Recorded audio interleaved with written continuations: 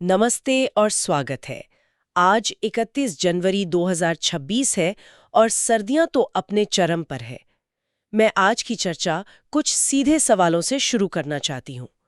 कभी सोचा है कि सर्दियां आते ही त्वचा अचानक से पपड़ीदार और बेजान क्यों हो जाती हैं? होंठ और एड़ियां फटने लगती हैं। और सबसे बड़ा सवाल, अगर ये सब सिर्फ मौसम के रूखेपन की वजह से है, तो फिर चिलचिलाती गर्मियों में जब हवा में नमी तो बिल्कुल नहीं होती, तब ऐसा क्यों नहीं होता? ये एक ऐसा सवाल है जो हम सब महसूस करते हैं, पर शायद ही कभी इसकी तह तक जाते हैं। हम बस मान लेते हैं कि अरे सर्दियां हैं तो ऐसा ही होगा, और शायद एक नया मॉइस्चराइजर खरीद लेते हैं। बिल्कुल। और इसी पहेली को सुलझाने के लिए हमारे पास एक श्रोता का भेजा हुआ एक सोर्स है। इसका नाम है सिर्फ एक बदलाव से करें त्वचा संबंधित सभी रोगों का समाधान। और ये आरोग्य भारत विदाउट मेडिसिन नाम के एक प्लेटफॉर्म से है। ये सोर्स एक बहुत ही, आप कह सकती हैं, मजबूत दावा करता है। क्या दावा है? दावा ये है कि सर्दियों में होने वाली त्वचा की लगभग सभी समस्याएं, चाहे वो रूखापन हो, खुजली, एक्जीमा, सोरायसिस या फिर मुहासे, अच्छा। ये सब अलग-अलग बीमारियां नहीं है, बल्कि इन सब के पीछे एक ही मूल कारण है। अच्छा, ये तो काफी दिलचस्प बात है। तो आज हमारी चर्चा का मिशन इसी तर्क को गहराई से समझना है। ये ध्यान रखना जरूरी है कि यह एक बहुत ही विशिष्ट आयुर्वेदिक दृष्टिकोण है।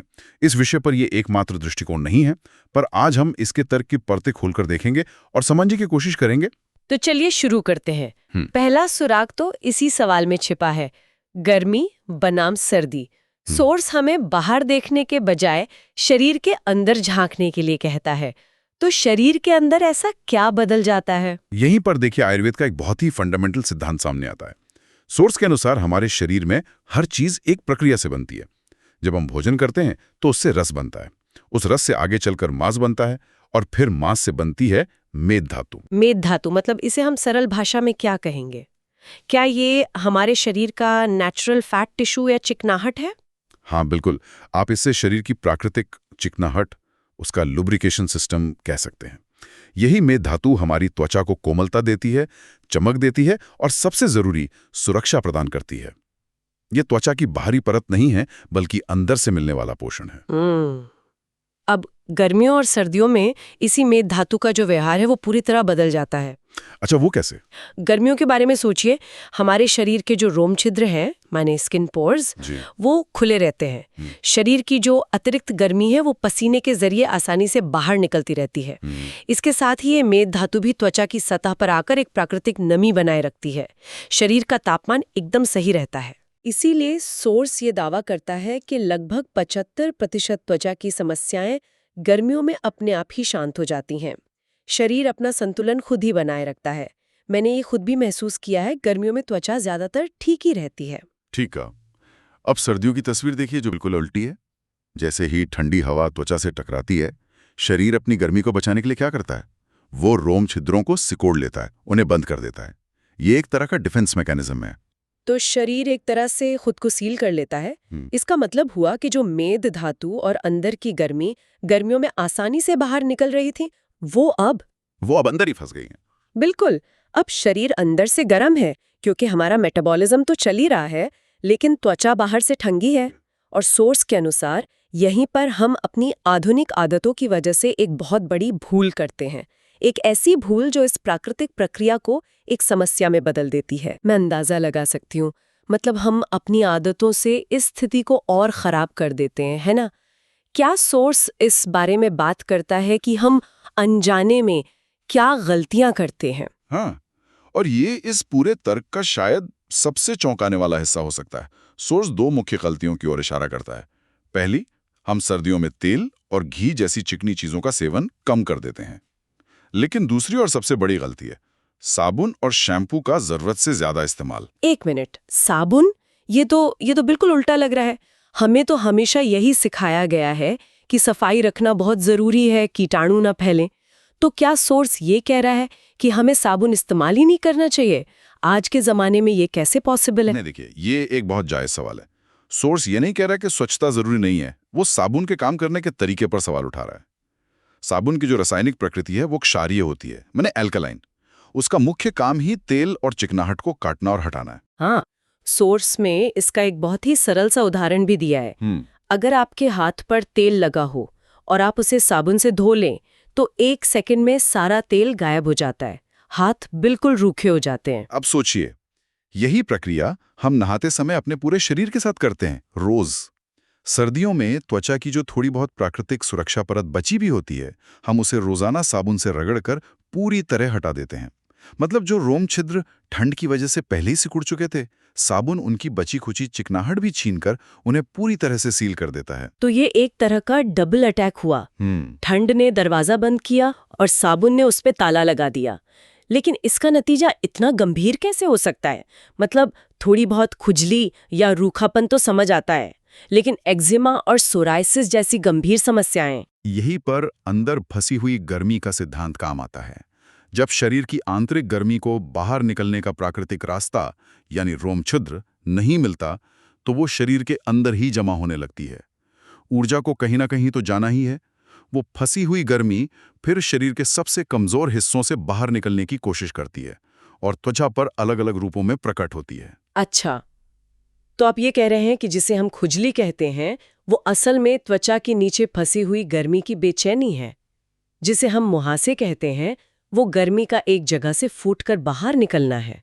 और सोरायसिस या एक्जिमा का बढ़ना, वो उसी गर्मी का एक गंभीर रूप है। सही समझ रहे हैं आप।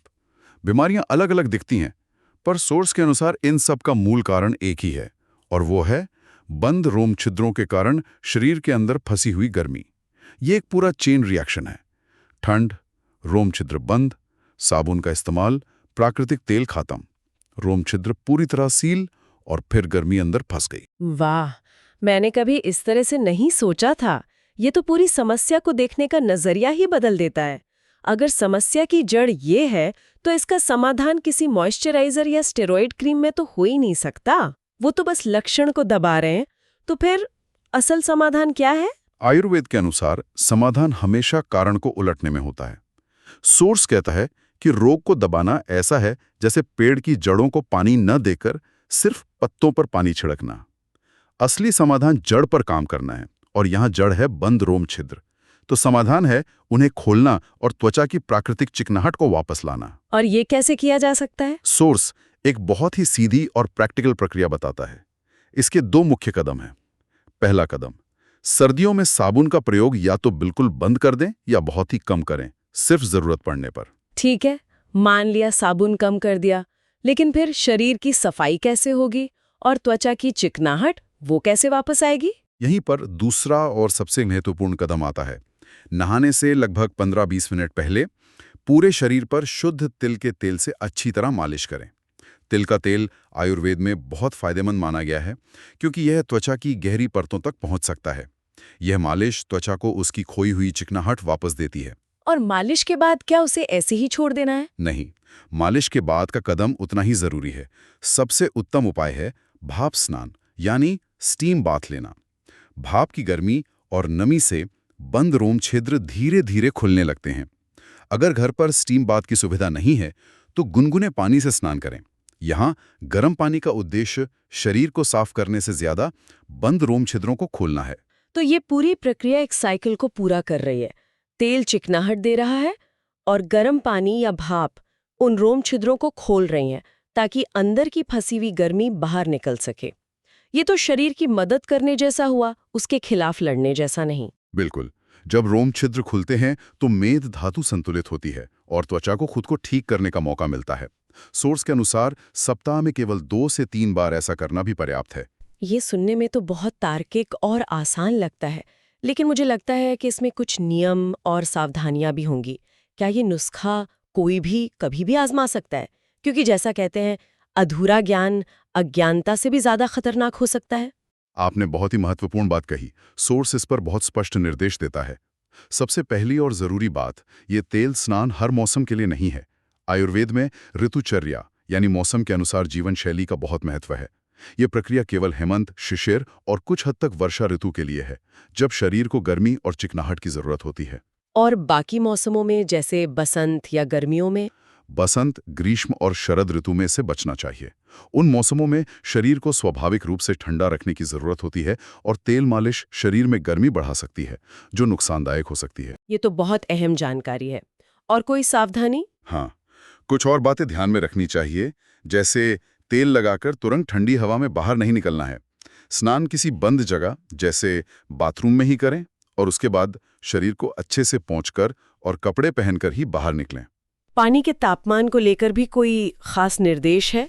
मैं जानती हूँ कुछ लोगों को बहुत ज्यादा गर्म पानी से नहाने की आदत होती है। हाँ, पानी उतना ही गर्म होना चाहिए जितना शरीर आराम से सहन कर सके। खौलता हुआ पानी नहीं, वो त्वचा की नमी को और भी छीन सकता है। और एक बहुत ही जरूरी नियम जिसे अक्सर लोग नजरअंदाज कर देते हैं, गर्म पानी को कभी भी सीधे सिर पर नहीं डालना चाहिए। शरीर पर आप गुनगुना पानी इस्तेमाल कर सकते हैं, लेकिन सिर और आंखों के लिए हमेशा सामान्य तापमान का पानी ही बेहतर होता है। इन सब के अलावा क्या सोर्स खान-पान के बारे में भी कुछ कहता है? क्योंकि आयुर्वेद में इलाज कभी भी सिर्फ बाहरी नहीं होता। बिल्कुल, आहार तो आयुर्वेद का आधार है। सोर्स कहता है कि हमें सर्दियों में उन खाद्य पदार्थों का सेवन कम करना चाहिए जो शरीर में रूखापन बढ़ाते हैं। आयुर्वेद में इन्हें कटु, तीखा, तिक्त, कड़वा और कषाय कसैला रस कहा जाता है। और किन चीजों का सेवन बढ़ाना चाहिए? सर्दियों में मधुर, मीठा, अम्ल, खट्टा और लवण नमकीन रस वाले खाद्य पदार्थों का सेवन बढ़ाना चाहिए। इसका सबसे सरल नियम है, प्रकृति उस मौसम में जो देती है उसका सेवन करें। जैसे सर्दियों में गन्ना, संतरा, आंवला, तिल, गुड़, घी, ये सब चीजें स्वाभाविक रूप से शरीर को गर्मी और चिकनाहट देती हैं। तो आज की हमारी इस गहरी चर्चा का सार क्या निकलता है, अगर हमें इसे एक लाइन में समझना हो? सार ये है कि सोर्स के अनुसार सर्दियों की त्वचा की समस्याएं बाहरी हवा के रूखेपन का नतीजा कम है और हमारी अपनी आदतों से पैदा हुए आंतरिक असंतुलन का नतीजा ज्यादा है। ये असंतुलन बंद रोम छिद्रों और साबुन द्वारा त्वचा के प्राकृतिक सुरक्षा कवच के नष्ट होने से पैदा होता है, जिससे शरीर की गर्मी अंदर ही फंस जाती है। और इसका समाधान भी बाहरी नहीं बल्कि आंतरिक है। किसी महंगी क्रीम से लक्षण को दबाने के बजाय तेल मालिश और गर्म पानी के स्नान से शरीर की प्राकृतिक प्रक्रियाओं को फिर से शुरू करना, ताकि शरीर खुद को ठीक कर सके। ये वाकई एक बहुत ही अलग दृष्टिकोण है। हाँ, ये दृष्टिकोण आयुर्वेद के एक मूल सिद्धांत को उजागर करता है, प्रकृति के साथ तालमेल बिठाकर संतुलन बनाए रखना। ये एक महत्वपूर्ण सवाल भी खड़ा करता है, जब हम किसी स्वास्थ्य समस्या का सामना करते हैं तो क्या हम केवल लक्षणों का इलाज कर रहे हैं या हम रुककर उसके मूल कारण को समझने की कोशिश कर रहे हैं? ये एक ऐसा सवाल है जो सिर्फ त्वचा पर ही नहीं बल्कि जीवन के हर पहलू पर लागू होता है। सोर्स में मौसम के अनुसार प्रकृति द्वारा दिए गए खाद्य पदार्थों के सेवन की बात भी कही गई है। यह मुझे सोचने पर मजबूर करता है कि त्वचा के अलावा हमारे स्वास्थ्य और जीवन के और किन क्षेत्रों में हम अपनी इस आधुनिक सब कुछ हमेशा उपलब्ध दुनिया में इस मौसमी ज्ञान और प्राकृतिक लय को नजरअंदाज कर रहे हैं और शायद अनजाने में खुद के लिए समस्याएं पैदा कर रहे हैं।